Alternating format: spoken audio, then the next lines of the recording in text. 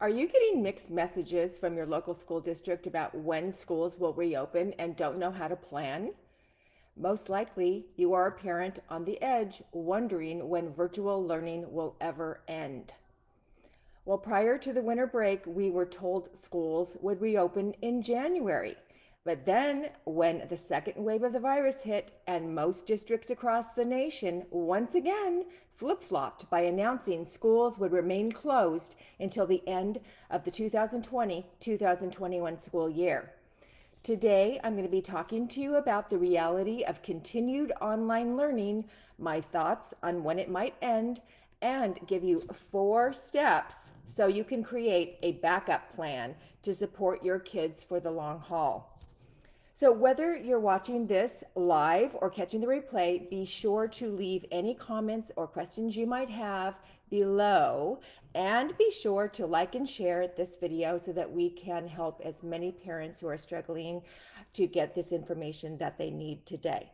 At the end of this live, I'm going to be sharing with you how you can work with me closer to get the help you need for your child's IEP. So, as an advocate for the past 23 years, I've attended more than 3,000 IEP meetings. But with the school closures back in March, I have been inundated with parents calling me, emailing me, texting me, private messaging me, getting in contact with me about how much they are struggling with their kids on IEPs because right now, IDEA, the Individuals with Disabilities Education Act, and special education is failing to meet the needs of our children in virtual schooling. And that's what the reality of what is happening in this school closure as ever since back in March when schools closed. So the bottom line is this, parents. The health department, the teachers union, your local school district, and your governor in your state is not working in the best interest of your child or their education. I think it's pretty obvious now. It's been a year, a school year, and it's pretty obvious that things are not working in our child's best interest. Our children have been left behind. The most vulnerable children, who are the children on IEPs, special education kids, are the most vulnerable, and they have been not considered. They have been, their rights have been violated. They have regressed. They have not received their services in person, even though school districts could easily approve children to receive services in person through private agencies, yet they are refusing to do that. They are not making up the services that they missed starting in March up till now, and even services today still aren't being provided. And the academic instruction that's been lost since last March, school districts are not making that up. Children have regressed massively. They have no idea how they're going to make up any of that regression. And they don't even know how they're going to make it up for the general ed kids. So education today is a mess. And there's no plan. They have no plan on how they're going to move forward once schools do reopen across the nation. So if you're a parent who is not willing to allow your child to continue to fail to receive the education they need and deserve, then this video is for you today. So we know that school districts across the nation are failing miserably to implement the IEP or enforce special education laws under the IDEA, the Individuals with Disabilities Education Act. With this uncertainty as to how the spring semester is going to go, it's important you establish a backup plan if schools don't reopen. Because you know what, parents? They're not going to reopen. We're probably going to remain closed until the end of the 2020-2021 school year. There's a big possibility that we'll be facing more of the same experience with school closures. It's pretty obvious that we, the parents, are going to have to take responsibility for our children's education because the system isn't going to. They're not going to.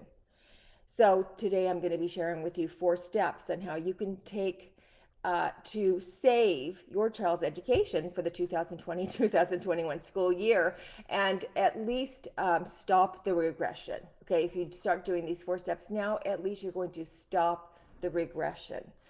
Okay, so my first point is work on your child's IEP goals. Now, many parents aren't even familiar or aware of what their child's IEP goals are. So get your child's IEP out and look at every goal that your child has in their IEP. Read over those goals, understand those goals, study the goals. If you don't understand the goals, my step number 2 is call an IEP meeting. But let me just finish step number 1 with your goals. Let me explain how goals work. Okay, so an annual goal is written from the day that you have your annual IEP meeting. They'll write a goal that says in 1 school year your child's going to make 1 year of progress and meet this goal. So whatever that goal is going to be, it's 1 year of progress on that goal. Then there's going to be benchmarks in between the yearly annual goal, and it's usually 3 met benchmarks. So it's the first quarter, the half, the 3/4, and then the annual goal. So the benchmarks are to be met during whatever date it says the benchmarks are met according to what your annual would be. Those benchmarks break up the annual yearly goal into short-term objectives. So you're going to, once you understand that, and you can look and see where is my child on that, which short-term objective is my child at right now with their goals. And you start getting involved in understanding your child's IEP and start working on those goals with your child at home. Because I can tell you, parents, goals aren't being worked on in virtual schooling. Accommodations aren't being provided in virtual schooling.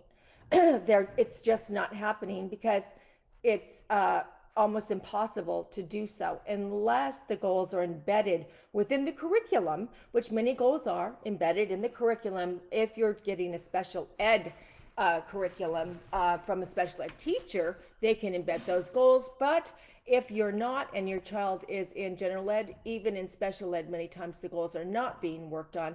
They say they are being worked on, but parents, they are not being worked on. Okay, and our children are failing to meet goals right and left. Or they're either lying and saying that your child is meeting their goals when you have an annual, oh yeah, they met all their goals, they're doing great. But in fact, they haven't met their goals because they can't prove that they met the goals. Where are the work samples? Where are the test scores? Where are the informal tests and quizzes? Where's the data collection? They can't prove that they've met those goals, parents. So it's just an objective, subjective input saying they met the goal. That is not factual. If you went to a hearing, that would not be a factual stand up in court as the child met that goal if they don't have the evidence to prove that they met the goal. So you're going to understand the objectives and the benchmarks on your goals. You're going to determine your child's current benchmark for each one of your goals. Is your child on target to reach each goal?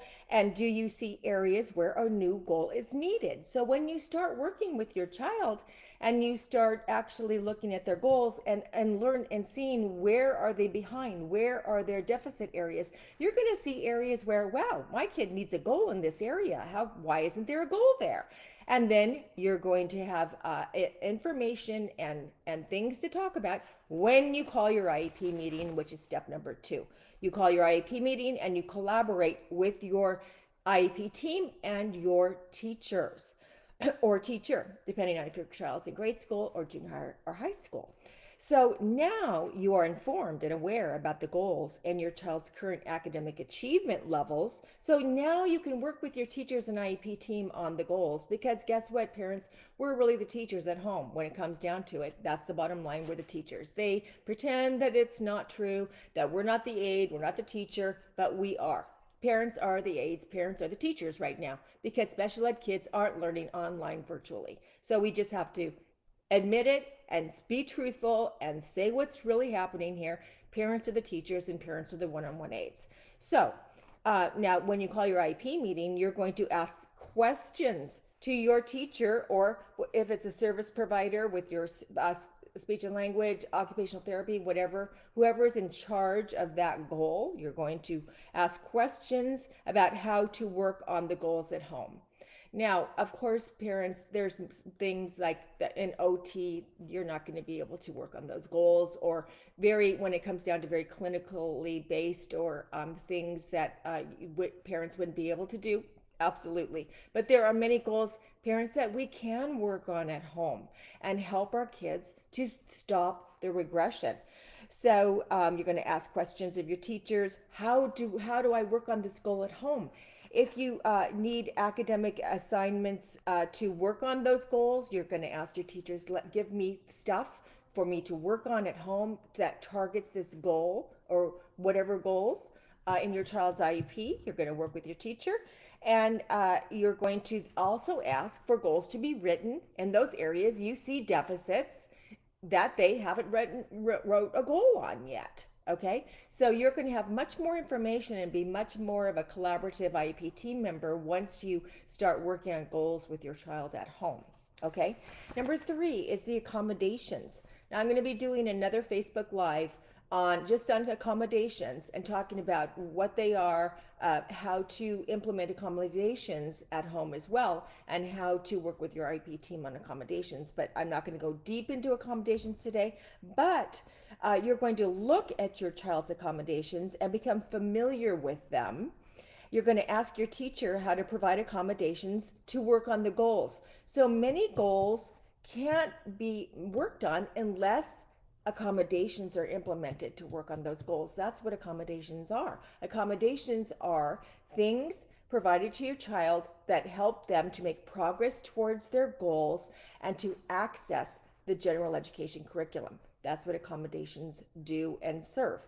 So you're going to ask your teacher, show me, or if you need, like, say it's a grid, or it's a outline, or some kind of a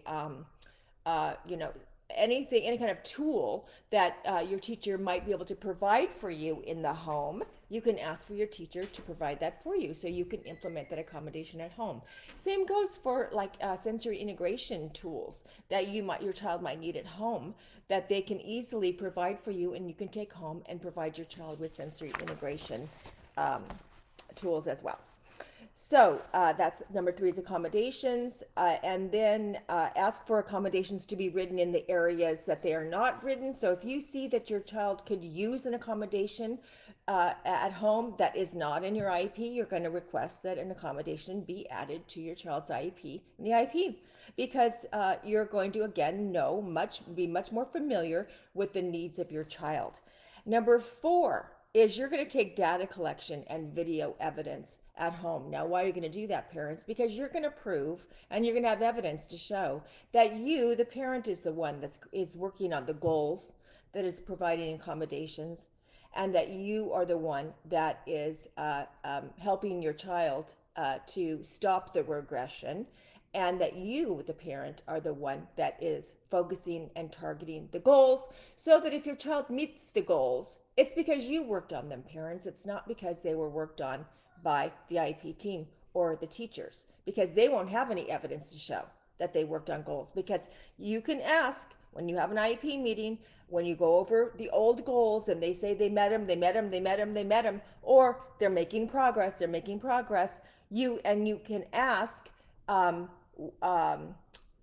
where can you please show me, IEP team, the evidence to prove that those goals have been met, the evidence to show, or the data collection, the work samples, the informal tests and quizzes to show my child has made progress towards that goal. They'll say, oh, well, I'm sorry, we don't have that because we're in virtual schooling. They won't be able to show you that.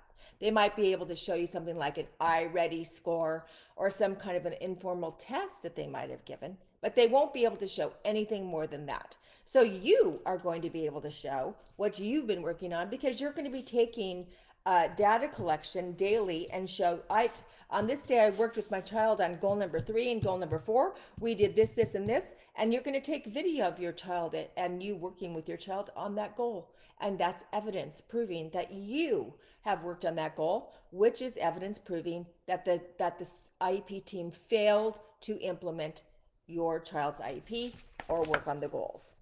Okay, so you're going to be holding your school district accountable to failing to educate your child districts are not being held accountable due to COVID. So parents, that's the bottom line as well, is that even with state complaints and fair here, if you file for an administrative hearing, due process hearing, many of the hearings, many of the complaints, they're siding with school districts because of COVID.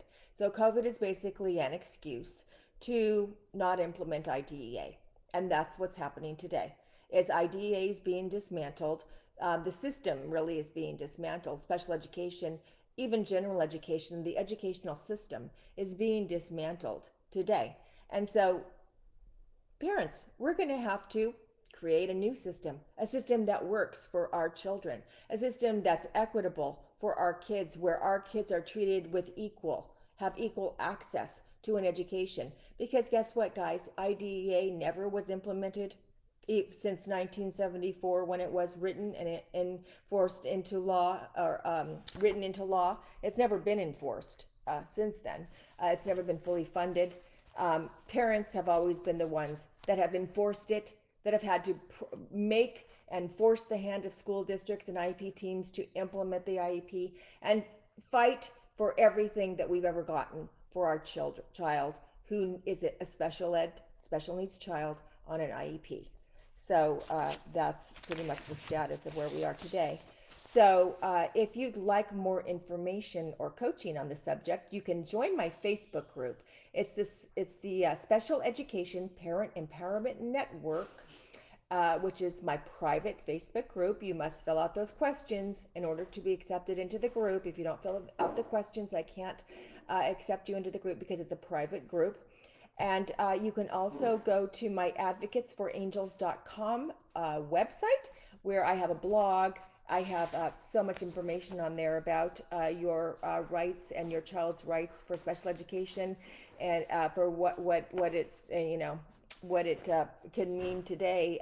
As I said, I just got to be honest with parents that this is the state of education today, parents, and we have to take things into our own hands now. So today I've given you 4 steps that you can take to begin to create an educational backup plan for your child. So you're going to work on your IEP goals. You're going to call an IEP meeting and collaborate with your teacher. You're going to provide your child with accommodations they need to progress. And you're going to take data collection and videos of you teaching your child there and working on their child's IEP goals and accommodations.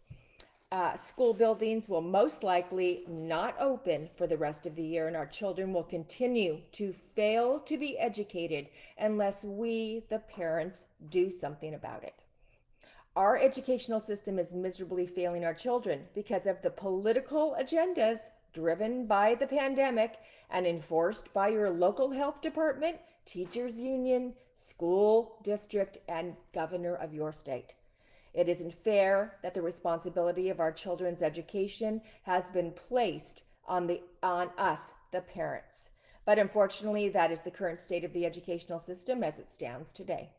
But if you are able to provide your child accommodations and make sure they reach the benchmarks on their goals, you can ensure your child doesn't continue to regress any further than they already have because of the district's failure to provide our kids an education through virtual schooling.